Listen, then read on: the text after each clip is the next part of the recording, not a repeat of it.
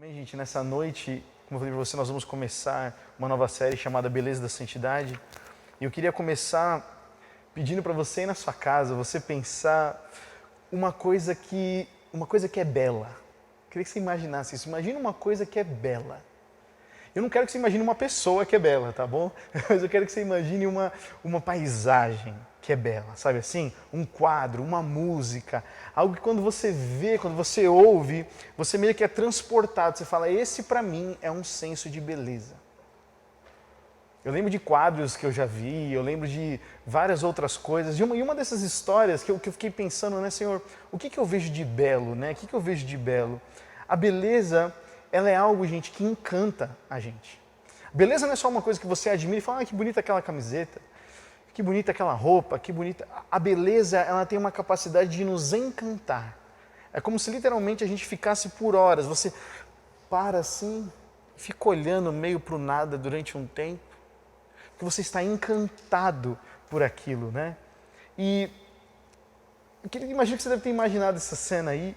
E sabe, conforme a maturidade vem, a gente começa a admirar coisas que antes a gente não admirava. Eu vou dar um exemplo para vocês. Eu lembro, lá em São Paulo tem um Museu do Ipiranga. Ele está fechado hoje para reforma. Mas eu lembro de quando eu era criança, com a escola, eu lembro de ir ao Museu do Ipiranga com os meus amigos. Eu não lembro a minha idade, deveria ter talvez entre 8, 12 anos, alguma coisa assim. E a gente foi no Museu do Ipiranga e a gente fez uma visita por todo o Museu do Ipiranga. E eu lembro de praticamente nada do museu, mas eu lembro do ônibus, eu lembro da zoeira do ônibus, eu lembro das conversas, da zoeira, de querer correr, de não poder fazer as coisas, né? Porque uma criança no museu, né, quer tocar em tudo e você não pode tocar em nada, né? E eu lembro de...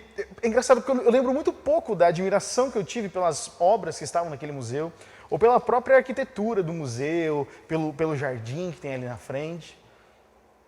E eu me recordei que eu não tinha a capacidade de absorver aquilo naquele momento. Porque talvez, muito provável, porque eu era imaturo, era a primeira vez que eu estava querendo, eu tinha meu outro foco era zoar com os meus amigos, era fazer piada, e eu não absorvi quase nada. Eu fui até lá, meus pais pagaram o passeio, mas eu não lembro de absorver muitas coisas naquele dia. Eu lembro das outras coisas que eram características para a minha idade. Para a minha idade, para a minha imaturidade com relação a estar no museu, eu lembro daquelas coisas. Mas quando eu fui fazer um trabalho da faculdade, depois de alguns anos, quando eu tinha uns 20 anos, já faz 10 anos isso já, mas quando eu tinha uns 20 anos, tive um trabalho aqui na faculdade, eu sozinho peguei um metrô, peguei um ônibus, fui até o Museu do Ipiranga. E eu lembro, para você ter uma noção de como a maturidade influencia a maneira como a gente enxerga as coisas, eu lembro da catraca que eu entrei. Eu lembro de eu pagar o meu próprio ingresso para entrar no museu. Eu lembro das escadas, do acabamento do corrimão. Eu lembro da sequência, porque o museu, para você ter uma experiência legal, você tem toda uma sequência que foi pensada para você passar, e isso vai contando uma história. Cada casa, cada setor vai mostrando uma história. E eu percebi que nesse dia que eu fui para lá, quando eu já estava mais velho, com 20 anos, eu estava focado. Eu estava focado. Eu tive um interesse, claro, de conhecer a história do meu país, de entender as coisas que ali estavam. Eu não fui porque alguém mandou eu ir, eu fui porque eu tinha um foco, eu tinha um interesse. A maturidade da minha idade e da minha responsabilidade com a faculdade fez com que eu tivesse mais capacidade de focar nas coisas e enxergar elas de maneira correta. Eu pude desfrutar de algo que antes eu não desfrutava quando eu era imaturo. E eu comecei a ver beleza em coisas que quando eu era mais jovem eu não via. Uma criança não vê a mesma beleza que um jovem vê. Assim como um casado vê outras belezas do que uma criança vê, assim como um idoso, um senhor de idade, vê com outras coisas, vê outras belezas em outras coisas. E conforme as fases da vida mudam, a gente começa a ver coisas diferentes. E existe também essa mesma maturidade na vida cristã.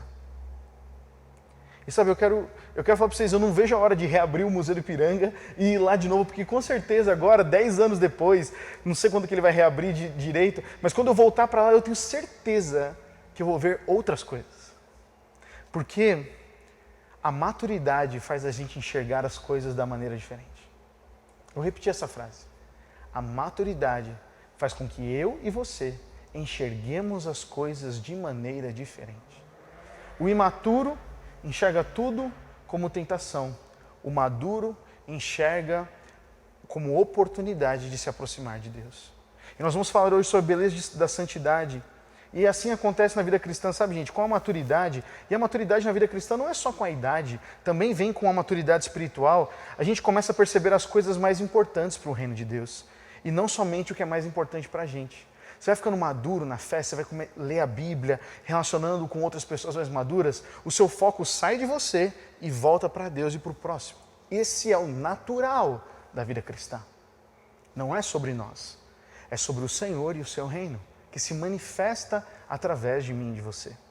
Todos nós começamos a vida na igreja com uma ênfase diferente. Não é verdade? Muitos chegaram através de famílias e pais, outros chegam por causa de convite, influência dos amigos, outros chegam por Deus mesmo. Nunca esqueço da história do Paulinho, que eu lembro quando ele falou que ele foi lá na igreja, lá no centro, ele foi porque ele conhecia o Serginho, mas Deus já tinha visitado ele no quarto dele, falado com ele ali. Então tem várias maneiras como a gente se aproxima de Deus, mas é interessante saber que todos nós temos uma primeira estação na nossa vida cristã, todos nós, independente da maneira como nós chegamos até o Evangelho, até a vida cristã, até Jesus Cristo ser Senhor da nossa vida, todos nós começamos bebendo o leite espiritual. Todos nós começamos com o beabá. Todos nós começamos a entender o que é o Espírito Santo. Todos nós estranhamos o pessoal adorar, levantar as mãos numa música de adoração. Todos nós estranhamos essas coisas porque não era costume da nossa cultura aquilo. E aí, então, quando a gente começa a experimentar essas coisas, a gente começa a ser inserido nessa cultura, nessa nova rotina, nesses novos hábitos, nessa nova prática. E a gente começa a sair de leitinho para alimento sólido. Pelo menos era o que nós deveríamos fazer. Em todo momento da minha e da sua vida, Deus vai nos convidar à maturidade. Como eu disse, todos nós começamos como bebês na fé. Mas nós não ficamos bebês eternamente. Não é da vontade de Deus que sejamos sempre bebês na fé. Ele quer que nós amadurecemos. Então, em algum momento da sua vida, talvez seja hoje, talvez está sendo durante essa pandemia, você está sendo convidado a dar um passo de maturidade na sua fé, na sua convicção daquilo que quem Jesus é para você. Então, a gente tem que entender que todos recebem este convite, mas alguns dizem não, alguns rejeitam o convite da maturidade. Todos nós recebemos o convite de deixar as coisas de criança de lado, mas muitos de nós queremos permanecer na condição de crianças espirituais, sempre dependendo do leite, nunca indo para o alimento sólido, nunca indo para algo mais sólido, nunca indo para a nossa própria responsabilidade de ler a palavra e estudar ela, sempre dependendo de terceirização. E a gente percebeu isso, gente. Nós estamos com os nossos G100s aí, nós vamos ter o G100 aqui depois da nossa reunião aqui. E a quantidade de jovens que não se conectaram com o G100 é muito grande. Com 1 milhão de desculpas diferentes, e eu respeito todas as possibilidades, às vezes não dá mesmo, não tem internet que funcione e tudo. Mas tem muitos que para outras coisas estão movendo os céus e terra. Mas quando é para se conectar e manter a vida na igreja, estão fugindo. E deixa eu dizer para você, você está perdendo uma janela de maturidade na sua vida. O comodismo sempre impede a gente de nós nos tornarmos pessoas mais maduras. O comodismo nos rouba a maturidade. Por isso que o convite à santidade, ela é uma chave para a vida madura. Muitas pessoas veem a santidade como algo negativo. Muitos jovens não veem isso como, não veem beleza na santidade. Acham que é algo inalcançável, que a santidade é algo para algumas pessoas. O que a palavra santidade estimula no seu coração? A gente pensa que a santidade está muito atrelado só a pecado. Mas a santidade, presta atenção nisso, a santidade tem a ver com separação, ser separado para. E a falta de maturidade cristã, a falta da maturidade na vida cristã faz com que a gente não veja a beleza que há na santidade. Então a gente busca outras coisas, nós buscamos dons, nós somos uma geração cristã brasileira que ama dons, que ama ser enviada, que ama o êxtase, mas não ama a santidade, não ama a palavra, não ama o relacionamento.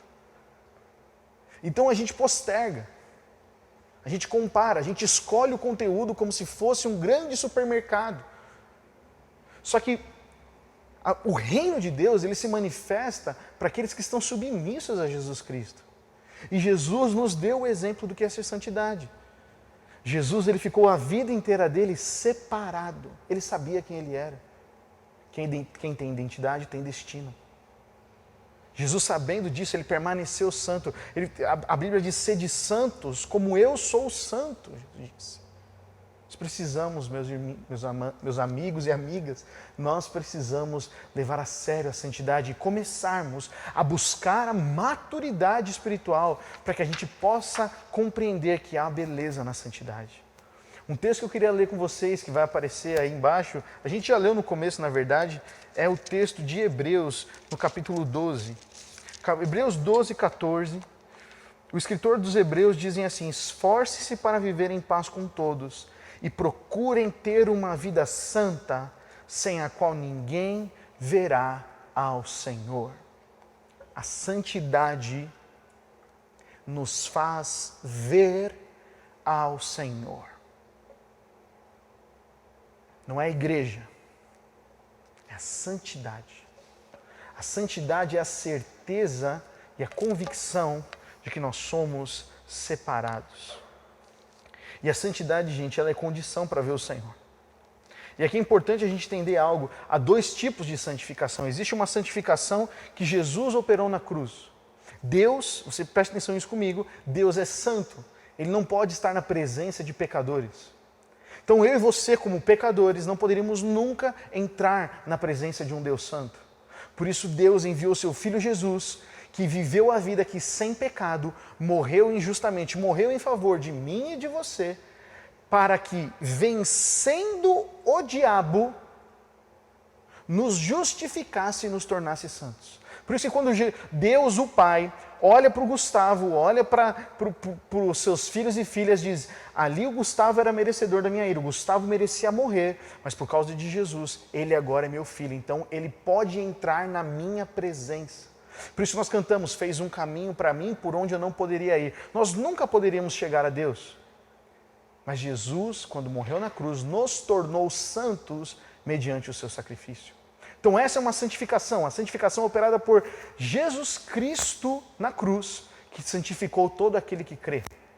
A segunda santificação é a santificação que nós escolhemos realizar, nós nos santificamos aqui na terra. Como, Gustavo? Nós nos purificamos, nós buscamos ser santos em nosso pensamento, nós buscamos ser santos nos nossos sentimentos, buscamos ser santos e puros nas nossas palavras. São escolhas. A santificação que parte de mim e de você são escolhas. Não é só uma obra feita por Jesus na cruz. Existe essa parte e isso não retira. Mas aqui, para experimentarmos o reino, para experimentarmos a autoridade, a vida cheia do Espírito, que é santo, nós precisamos fazer escolhas. E essas escolhas nos influenciam. E essas escolhas são o compromisso. A santificação completa, então, ela é tanto obra de Jesus na cruz, que já foi feita, mas também a outra parte é o nosso compromisso de sermos santos. Faz sentido para você? Não consigo ver você aqui, mas eu espero que esteja fazendo sentido. São duas partes, são dois blocos que existem na santificação. E nós, como geração, temos falhado, temos deixado, assistido a nossa vida passar diante de nós, sem buscar pureza, sem buscar santidade, sem buscar compromisso em conhecer o Senhor.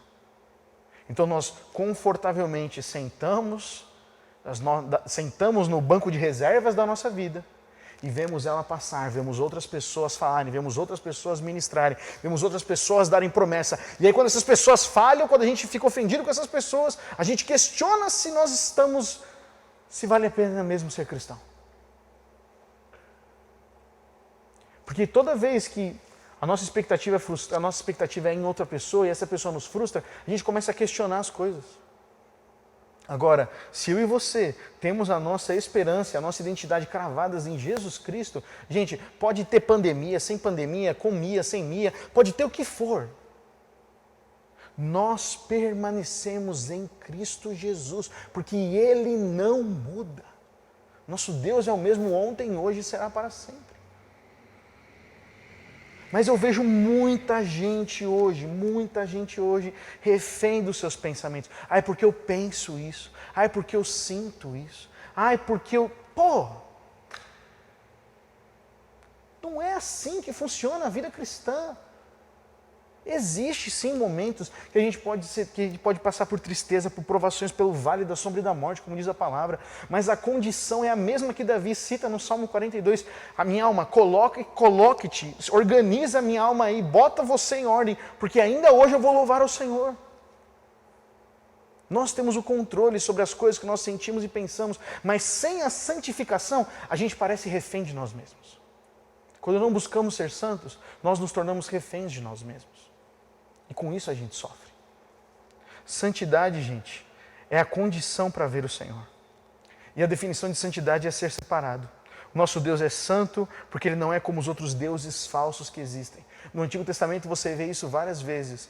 O Senhor falando, vocês agora querem se voltar para os seus deuses, para Baal, para outros deuses aí, mas eles são ocos, eles são vazios, eles não podem responder a vocês. Vocês precisam voltar para mim, o único Deus vivo. Ele separou um povo, Ele separou eu e você para sermos santos. Um outro texto que eu quero ler com você é o de Deuteronômio.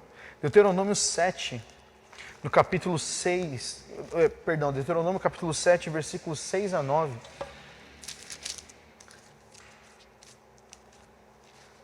Diz assim, vocês são um povo santo que pertence ao Senhor, seu Deus. Dentre todos os povos da terra, o Senhor, o seu Deus, os escolheu para serem a sua propriedade especial.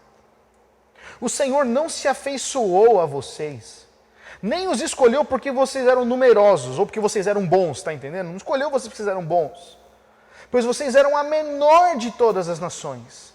Antes foi simplesmente porque o Senhor os amou e foi fiel ao juramento que fez a seus antepassados. Por isso o Senhor os libertou com mão forte da escravidão e da opressão do faraó, rei do Egito. O Senhor nos libertou do quê? Do poder do pecado e da escravidão do pecado. É isso que, assim como livrou o povo de Israel do Egito, nos livrou do poder do pecado e da morte. Versículo 9, reconheçam, portanto, que o Senhor, o seu Deus, é de fato Deus. Olha, eu quero que você preste atenção nisso. Reconheçam, portanto, que o Senhor, o seu Deus, é de fato Deus. Porque às vezes a gente reconhece Deus, mas Ele não é o nosso Deus. A gente tem outros planos. A gente tem outras saídas. Jesus Cristo é legal, mas não é Senhor. Isso não desfruta, isso não estimula a santidade. Isso não faz a gente ouvir a voz de Deus. Quando a gente admira Deus, a gente só admira Deus, só admira Jesus, a gente não consegue ouvir a voz de Deus. Porque nós o admiramos, Ele não se torna Senhor. Deus fala com aqueles que são filhos e filhas. Não dá para ficar terceirizando. Olha a continuação do texto. Ele é o Deus fiel, que cumpre por 1000 gerações a sua aliança de amor com todos os que amam e obedecem aos seus mandamentos. Perceba, amar e obedecer. Isso tem a ver com relacionamento. Isso não tem a ver com performance. Isso tem a ver com relacionamento. Nós não experimentamos o reino de Deus como Jesus descreveu nos evangelhos, enquanto nós não buscarmos viver uma vida santa. A vida dos evangelhos, essa vida que fazer as mesmas obras que Cristo fez e obras ainda maiores, ter dons do Espírito Santo para profetizar, curar e abençoar as pessoas, não existe sem santidade. Porque tudo que é feito sem santidade, o homem pode enganar. Eu posso dar uma mensagem bonita aqui, sensibilizar você, mas isso não quer dizer que é uma palavra santa. O Vini pode cantar aqui uma música maravilhosa e tocar todas as suas emoções, mas isso não quer dizer que isso é uma ministração santa. Porque a santidade, ela só revela Deus, a santidade aponta para Deus e dá glória a Deus. Mas a gente muitas vezes está interessado naquilo que toca a nossa alma, naquilo que toca o nosso coração, naquilo que engrandece a nós como homens, seres humanos. Então, se tem algum rito novo, se tem alguma moda nova, nós fazemos para sermos aprovados, para então estarmos naquilo que nós gostamos. Isso não é santidade. Isso não é santidade. Santidade é obediência. Santidade é obediência em amor. Santidade é saber, eu sou separado, e porque eu sou separado, eu obedeço e amo aquele que morreu por mim. Faz sentido isso, gente? A santidade revela quem Deus é. Se nós queremos evangelizar, ganhar essa cidade, nós precisamos ser santos. Não vamos fazer campanha evangelística, a campanha é fruto da santidade. Como eu já ouvi gente que reclama comigo que a gente não faz ações evangelísticas. Como eu já ouvi. Eu falo, maravilha. Quais são seus amigos que vocês têm orado? Porque a oração é prática de quem é santo. Jesus orava ao início do dia e ao final do dia. Mas o escarcéu, mas o sair e o fazer, estas coisas são coisas que nós seres humanos temos o controle. Agora orarmos até que o Senhor nos dê uma direção, como nós já fizemos aqui uma vez durante os nossos trilhas, a galera aí vai lembrar que nós oramos e Deus nos deu placa de carro, Deus nos deu o carro que estava estacionado na porta da pessoa, nos deu o número de casa e nós fomos andando aqui pelas ruas da nossa cidade, entregando os encontros de paz e ali o Senhor, a mesma placa do carro estava ali estacionada naquela casa. E era ali que deveria ser entregue aquilo. Santidade. Separamos um tempo. Dissemos, Senhor, nós sabemos que pertencemos a Ti, sabemos que somos filhos Teus. Portanto, Pai, nós agora queremos ser, Senhor Jesus, rendidos a Ti para Te servir. Isso é consciência de santidade e o Senhor responde à santidade. Responde à busca de santidade do Seu povo. Hoje, como eu disse para vocês, a gente cuida de jovens. E não entenda errado, sabe, gente, nós amamos vocês. Nós somos uma equipe de liderança, amamos cada um de vocês. Só que muitos de vocês têm lutado com coisas porque estão acomodados na imaturidade dos pensamentos. Não quer assumir outro compromisso. Não quer pagar o preço. E se não quer pagar o preço, não tem como colher coisa diferente. As pequenas concessões, elas vão abrindo brechas. E quando a gente menos percebe, está tudo zoneado na nossa vida. E a gente fala, mas por que eu estou sentindo isso? Mas por que eu estou com esses pensamentos? Está abrindo brecha. Está abrindo brecha no namoro, está abrindo brecha na vida de oração, está abrindo brecha com mentiras, está abrindo brecha com o programa que assiste, está abrindo brecha de todos os sentidos. Aí na hora que deita para dormir, vem um monte de pensamento mentiroso do diabo sobre a nossa vida, porque ele está ao nosso derredor tentando jogar mentiras. A gente fala, ai Deus, tira agora os pensamentos de mim. Mas aí o Senhor, você não se blindou. Não me buscou, não leu a minha palavra. E agora é assim? Eu sou um Dorflex que você toma para tirar a dor de cabeça? Não é assim que funciona, gente, o Evangelho. É um relacionamento, e relacionamento envolve tempo. Relacionamento envolve abrir mão. Relacionamento envolve nós nos desmontarmos daquilo que nós pensamos que sabemos. Eu não estou falando isso como se eu tivesse, fosse o craque nisso. Eu também estou aprendendo. Mas eu estou falando com vocês porque agora é a hora. Não dá mais tempo para perder. Não temos mais tempo para perder.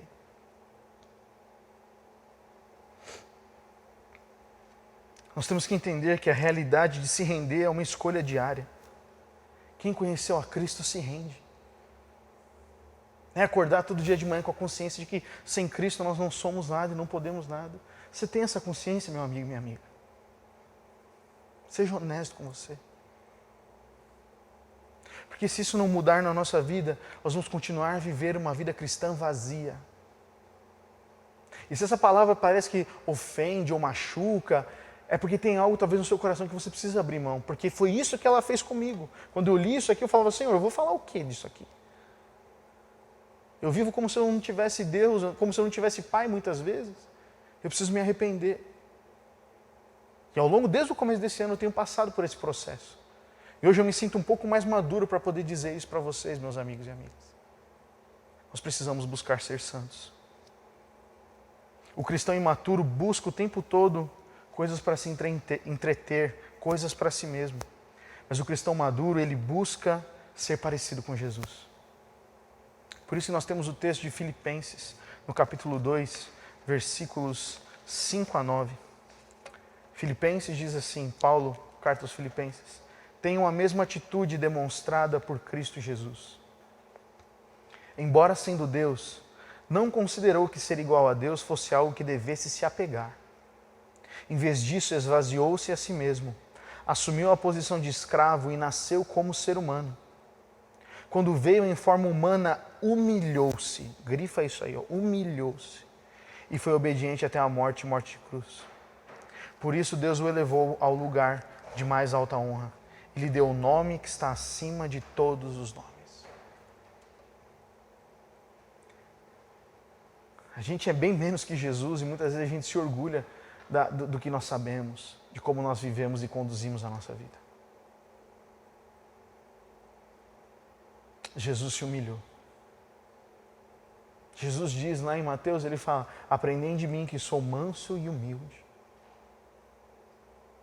A beleza da santidade está em nós sermos humildes. A beleza da santidade está em sabermos quem Deus é, quem nós somos e como nós dependemos dele. Por isso que o único caminho para a santidade é se humilhar. E o único caminho para a gente se tornar como Jesus é declarar falência, é ser humilhado, é reconhecer que nós não somos bons. E é engraçado, gente, que quando eu digo essas coisas, muitas pessoas pensam automaticamente: mas então qual que será a razão de viver então? Se não tem coisas boas, se não tem esperança, como é que eu vou acreditar então? Não tem motivo para viver se tudo é mal, se todo mundo é mal, se todo mundo é pecador. Não tem para que ter esperança. A esperança do cristão, deixa eu te dizer, está em Jesus. Está em Jesus Cristo.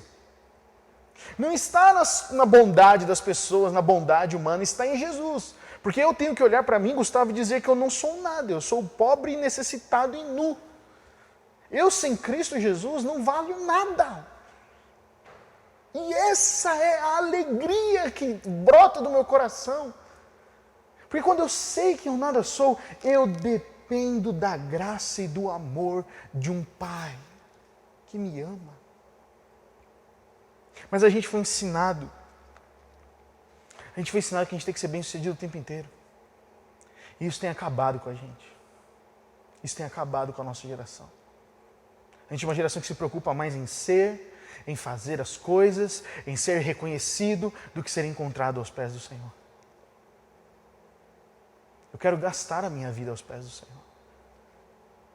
Eu quero convidar você, vamos gastar a nossa vida aos pés de Jesus. Nós não vamos parar até gastar a nossa vida aos seus pés.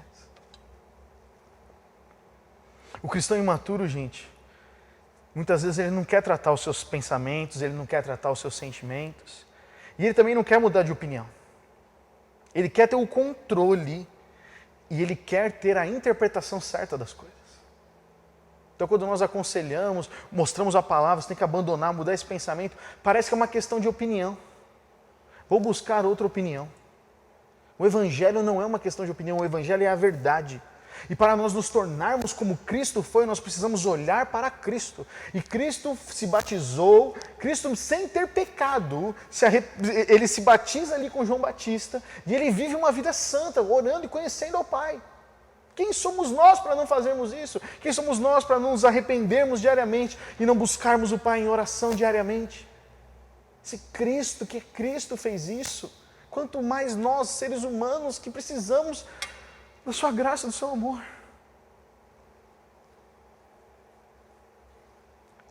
O cristão imaturo, ele se entrega para os seus pensamentos. E ele fala: é o que eu sinto, é o que eu penso, é o modelo que eu tenho, é o modelo. Não tem. O cristão que nasceu de novo, ele não é controlado mais pelos seus desejos. Porque se tem algo que está pegando para ele, ele abre mão e fala: Senhor, eu vou batalhar, eu vou orar, porque eu sei que esse desejo não pertence a mim. Nós começamos esse ano aqui no MAG falando sobre declarar guerra, sobre declarar uma batalha contra os nossos pensamentos, contra as nossas palavras, contra os nossos sentimentos. E agora que nós estamos numa batalha, agora que nós estamos sozinhos, agora que nós estamos isolados, O que acontece? A gente está desarmado. A gente está desarmado. Parece que não falamos nada nesses primeiros 3 meses do ano. Gente, vamos acordar, vamos despertar. Vamos despertar. É momento de nós nos arrependermos e mudarmos de atitude para buscarmos ser santos. E isso começa com a humilhação. Isso começa com a consciência de quem nós somos diante de Deus. Não é natural para a gente a vontade de se humilhar. Não é. Eu falo para vocês, é o meu testemunho próprio, não é legal ser humilhado. Não é legal você dizer que todo o seu conhecimento, tudo aquilo que você pensa que sabe não vale nada. Não é legal, mas é o necessário. Porque onde somos fracos é que somos fortes. Muitas vezes esse versículo ficou assim, aí nas coisas que você não sabe fazer, fica tranquilo que Deus vai vir e vai fazer por você. Não. É quando o Paulo fala onde somos fracos, quando eu sou fraco é que sou forte, ele está falando de espinho na carne, ele está falando quando eu sou fraco, quando eu não posso fazer, quando eu estou na falência, quando eu estou numa situação que eu não tenho controle, aí o Senhor vem e se mostra forte. Não é para conquistar a coisa, mas é para ser. É para ser um cristão. Eu não sei como ser, eu não sei como lidar com todas essas situações, Pai. Eu sou fraco e necessitado. A graça dele vem e nos ensina através do seu Espírito Santo. Essa é a verdade da vida cristã. Não é uma série de lei, não é uma sequência de pode ou não fazer, mas é um compromisso de se humilhar debaixo da mão do Senhor. É um compromisso. Nós precisamos assumir esse compromisso. O tempo está passando. O tempo está passando. E agora parece que a nossa vida teve um pause. 2020 parou. Vai ser um ano não contado. Você vai ver, quando acabar essa pandemia, vai falar, o ano que parou, o ano que não foi contado, 2020 é uma porcaria. Não é, é um ano que eu e você temos para nos humilharmos e buscarmos ser parecidos com Jesus. Porque o Senhor está voltando. Eu não sei a data, Ele não me disse, Deus não disse nem para Jesus. Eu não vou ficar cravando data aqui não. Mas Ele está voltando, Ele está à porta. E nós vamos ficar o quê? Assistindo? Nós temos muitas pessoas para abençoar, muito evangelho para pregar, muitas pessoas para curar, para libertar. Mas isso precisa de humildade. Isso precisa de santidade. Por isso, eu quero encerrar com um texto do Salmo 131.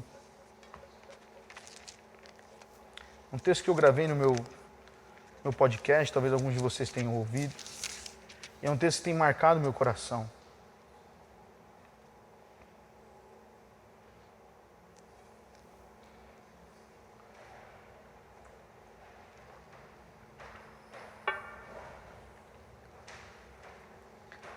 Nós temos que tomar cuidado para a gente não virar jovens insatisfeitos ou jovens medíocres. Vou te explicar. Nós temos a tentação da comparação quase que diária. Nós nos comparamos com quem tem mais, com quem tem menos, e isso gera no nosso coração um comodismo brutal. Ah, eu não sou tão ruim quanto fulano. E aí nos gera um comodismo para não fazer nada. Estava conversando com o Rick essa semana, eu dei um exemplo. Eu falei, às vezes porque a gente dá um bom conselho cristão, às vezes a gente pensa que a gente está bem. Imagina que é assim. Você está com fome. Você não comeu nada o dia inteiro. Aí alguém te manda um WhatsApp e pede uma receita de de um hambúrguer que você faz aí.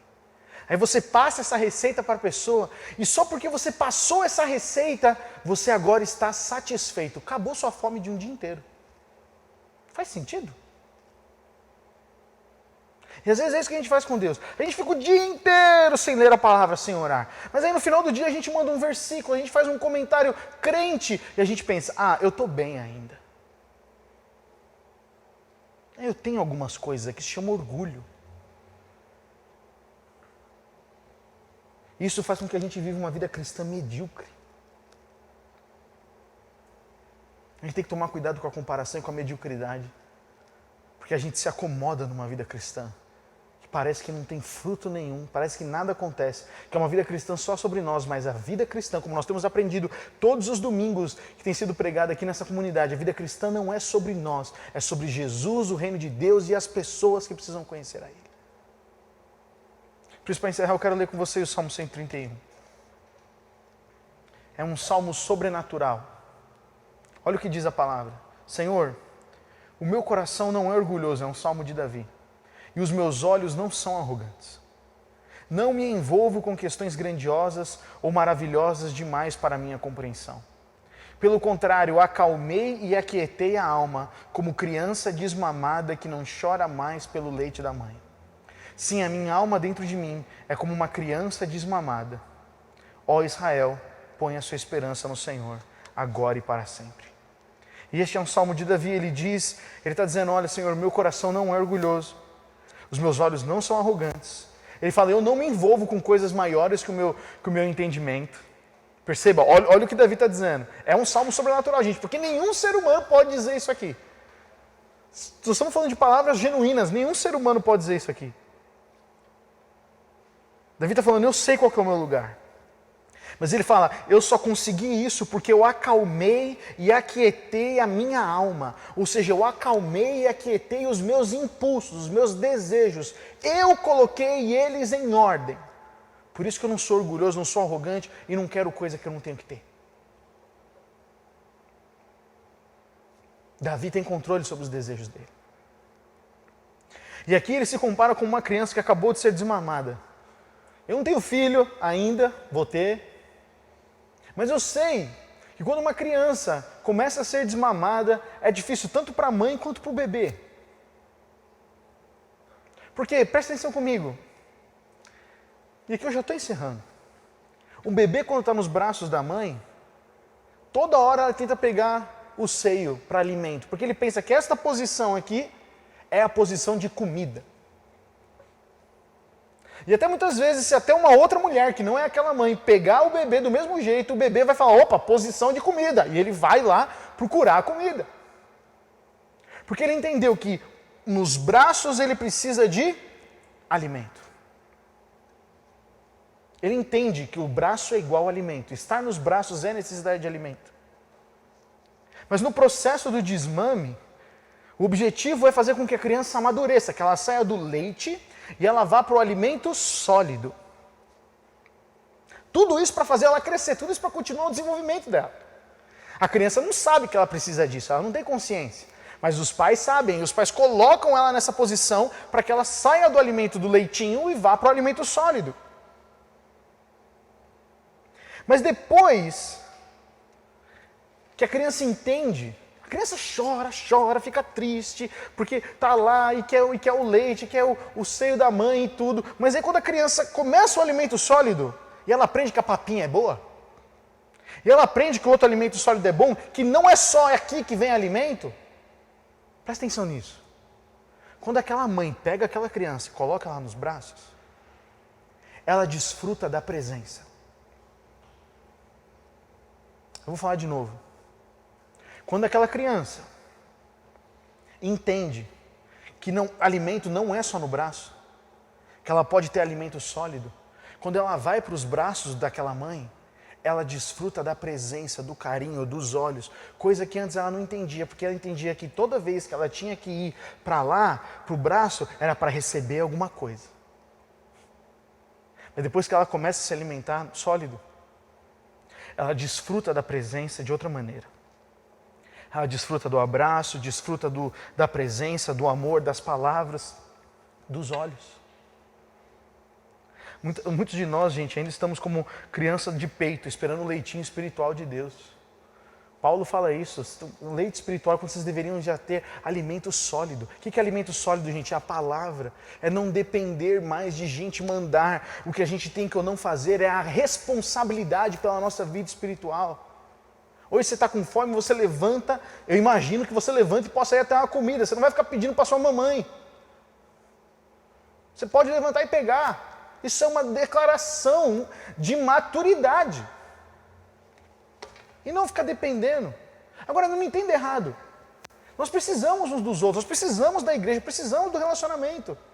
Agora, não como uma codependência. De alguém ficar toda hora falando, como é que você está? Ou como é que está a sua vida? Ou como é que não sei o quê? Está na hora de nós buscarmos ajuda quando precisamos. Está na hora de nós lermos a palavra e nos alimentarmos.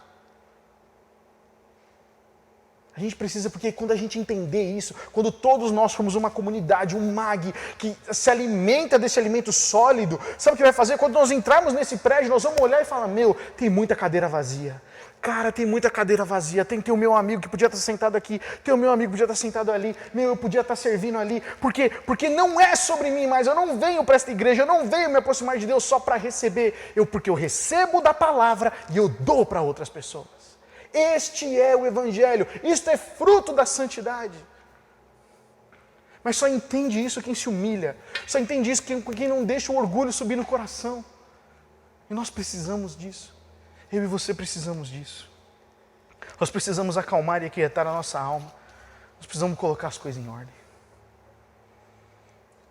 A gente tem que colocar a coisa em ordem, não podemos esperar o leitinho acabar. Porque a igreja fechada é como se o leitinho tivesse acabado, não tem mais o louvor, não tem mais todo mundo adorando junto, não tem mais aquele negócio, não tem mais a uma hora antes para vir aconselhar alguém, agora eu preciso mandar uma mensagem para o meu discipulador, agora eu preciso entrar na célula online, agora eu preciso me conectar, porque eu sei que eu preciso estar em família. Isso é maturidade. Isso é maturidade. Maturidade não é comentário bíblico, maturidade é consciência e responsabilidade pela minha vida cristã, pela sua vida cristã, por conhecermos a Deus e estarmos juntos como irmãos. Isso é maturidade. Responsabilidade. A única coisa que impede a gente de experimentar esse alimento sólido, essa santidade constante, é o nosso orgulho. E muitas vezes a gente tem orgulho por quê, gente? Porque a gente tem um plano B. Se não der certo, eu vou para outra coisa, eu mudo de igreja, eu vou para outro lugar, eu dou um jeito na minha vida. Não dá para ter plano B. Ou ele, como nós lemos no texto de Deuteronômio, se o Senhor é Deus, Ele é Deus. Ele não pode ser meio Deus. Ou Jesus Cristo é Senhor, ou Ele não é Senhor. Por isso, o último texto que eu quero ler com vocês, está lá em Hebreus 12, no capítulo 5. E aqui nós encerramos orando e vamos cantar de novo. Lembrando que depois nós temos a nossa célula. Hebreus 12, versículo 5 até o versículo 10 diz assim: acaso vocês se esqueceram das palavras de ânimo que Deus lhes dirigiu como filho dele? Ele disse, meu filho, não despreze a disciplina do Senhor. Não desanime quando Ele o corrigir, pois o Senhor disciplina quem Ele ama e castiga todo aquele que aceita como filho. Enquanto suportam essa disciplina de Deus, lembrem-se de que Ele os trata como filhos. Enquanto suportam a disciplina, lembrem-se que Ele trata vocês e eu e você como filhos. Quem já ouviu falar de um filho que nunca foi disciplinado pelo pai? Se Deus não o disciplina, corrige, como faz com todos os seus filhos, significa que vocês não são filhos de verdade, mas ilegítimos. Ou seja, eu quero ser disciplinado e corrigido por Deus, porque isso mostra que eu sou filho dele. Uma vez que respeitávamos nossos pais terrenos, que nos disciplinavam, não devemos nos submeter ainda mais à disciplina do Pai do nosso espírito e assim obter vida? Versículo 10. Pois nossos pais nos disciplinaram por alguns anos, como julgaram melhor. Mas a disciplina de Deus é sempre para o nosso bem, a fim de que participemos de sua santidade. Gustavo, como é que eu posso ser mais santo? Aceite a disciplina de Deus. Gustavo, é só... Mas não, eu pensava que eu podia ser mais santo se eu orasse. Sim, e quando você ora, Deus muitas vezes vai te consolar, vai te edificar, vai te trazer palavras, mas talvez Ele também possa te corrigir. Como não tenho momentos de oração na minha vida que o Senhor não me corrija. Me corrija um pensamento, me corrija uma emoção, me corrija um sentimento. Como faremos isso, meus amigos? Somos uma geração mimimi, a gente não gosta de receber, de tocar em assuntos difíceis. A gente não gosta. A gente foge de tocar em assuntos profundos. A gente foge de abrir o nosso coração. A gente foge de assumir o nosso erro, porque assumir o erro a gente sabe que envolve mudança de atitude.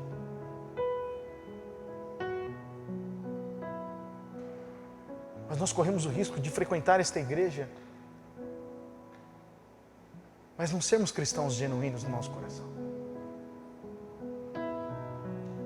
Nós precisamos de um profundo arrependimento, porque quando o Senhor disciplina, Ele disciplina porque somos filhos, e porque nós somos filhos, nós podemos então participar da sua santidade. Novamente eu falo para vocês, não é como se eu tenha alcançado, sabe, gente? Mas é a disciplina de Deus. Como o Senhor tem me disciplinado, como o Senhor tem me corrigido, através do meu discipulador, através da minha esposa, através do meu pai, através dos meus amigos. Quando eu sou disciplinado e aceito, eu me torno mais parecido com Jesus. Eu me torno mais santo quando eu recebo e acato a disciplina e a correção do meu Pai. Mas quando eu rejeito, quando eu não me submeto ao meu irmão em amor, meu coração se torna cada vez mais orgulhoso. E aí eu caio na armadilha de Satanás, da ofensa, do orgulho e da comparação. Ninguém gosta de se humilhar. Ninguém gosta de ser disciplinado, porque fere o nosso orgulho. Mas Deus, Ele não quer que a gente seja orgulhoso. A Bíblia fala que o Senhor abate os orgulhosos, mas Ele concede graça. Ele concede graça aos humildes.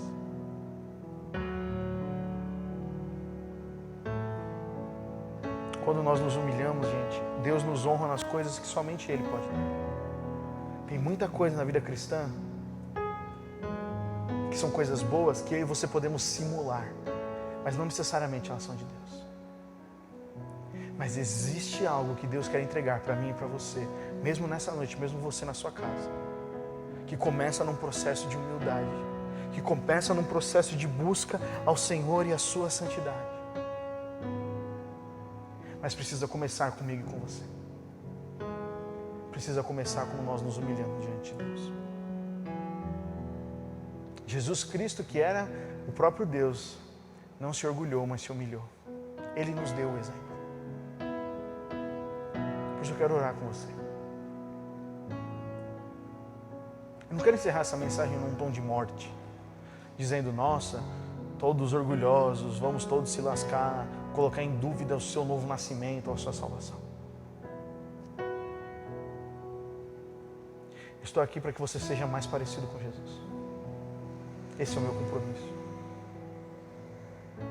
Mas para isso, muitas vezes nós precisamos de correção, precisamos de um choque de realidade.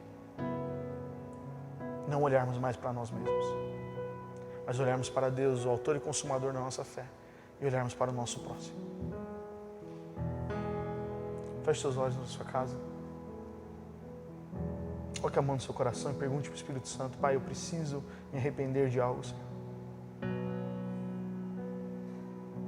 1 João diz que se nós dissermos que não temos pecado, nós enganamos, nós somos mentirosos. Eu tenho pecados. E o pecado muitas vezes é me achar maior que outras pessoas, é me achar independente. Me perdoa por isso, Senhor.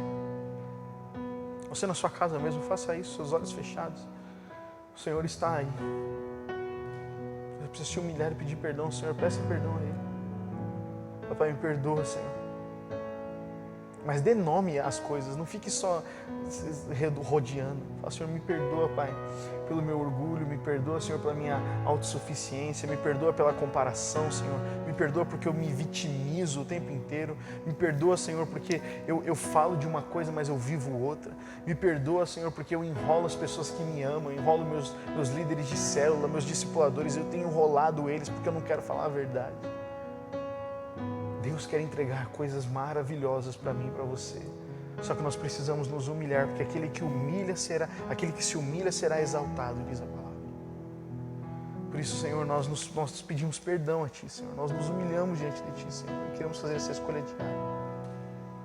Nós queremos ser maduros, Pai. Não para ficar se alimentando, Senhor, buscando o Senhor para se alimentar. Nós queremos ser maduros, Pai, para entender que o Senhor já nos confiou, Pai, com a palavra da verdade, para que nós possamos conhecer a Ti, sermos alimentados por Ti, mas por uma escolha nossa, não por dependência de outros. Senhor, nós queremos, Senhor Jesus, ser maduros a ponto de quando voltarmos para esse prédio, o nosso coração queimar pelas vidas que ainda não estão aqui, Senhor. Porque foi para isso que o Senhor nos chamou, para ter o seu coração, para amar as pessoas, para pregar o Evangelho. Por isso, Senhor, faz isso na nossa vida, Pai. Transforma o nosso coração, Senhor. Transforma o nosso coração, Senhor. Transforma o nosso coração. Que não sejamos, Pai, mais analistas da Tua Palavra. A gente não faça mais células de análise e comentário bíblico, mas que nós façamos células, Pai, onde a gente confessa o nosso coração para sermos curados, Senhor. Faz isso em nós, Senhor. Que nós queremos sair dessa quarentena, Pai. Queremos sair dessa pandemia, Senhor Jesus, como jovens, homens e mulheres mais parecidos com Jesus. Mais parecidos com Jesus. Em nome de Jesus. Nós vamos ministrar, o Vini vai cantar uma última música para nós encerrarmos. E se você está nesse momento da sua oração, quero convidar você a continuar orando. Nós temos a nossa célula que vai começar em breve. Se você está pela primeira vez aqui, você pode mandar uma mensagem para a gente no chat, seja no Facebook ou seja no YouTube. Nós vamos conectar você com uma célula de pessoas que podem conversar com você, te conectar a essa vida cristã que nós temos o compromisso de aperfeiçoar uns aos outros juntos. Por favor, se conecte com a nossa célula. A gente se torna mais parecido com Jesus quando nós estamos uns com os outros. Deus abençoe vocês, tenho muita saudade de vocês. Espero que essa mensagem encoraje o seu coração, para que você possa fazer um compromisso de ser cada vez mais parecido com Jesus. Em nome de Jesus.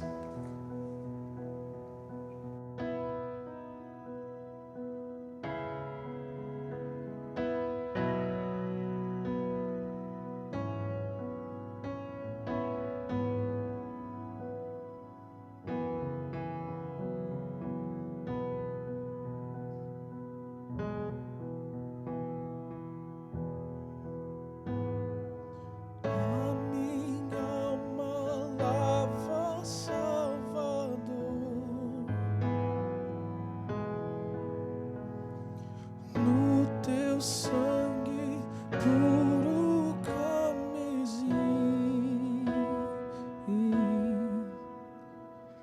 minha vida toma para si, Senhor, tua para sempre sim.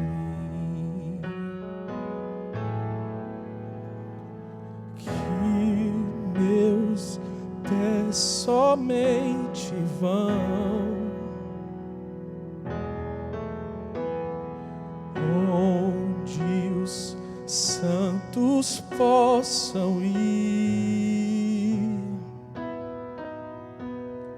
numa eterna canção. Minha voz se faz ouvir, a minha alma lava, Salvador,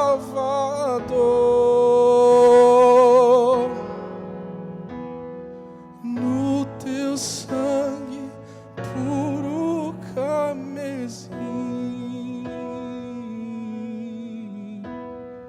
Minha vida toma para ser, Senhor, tu.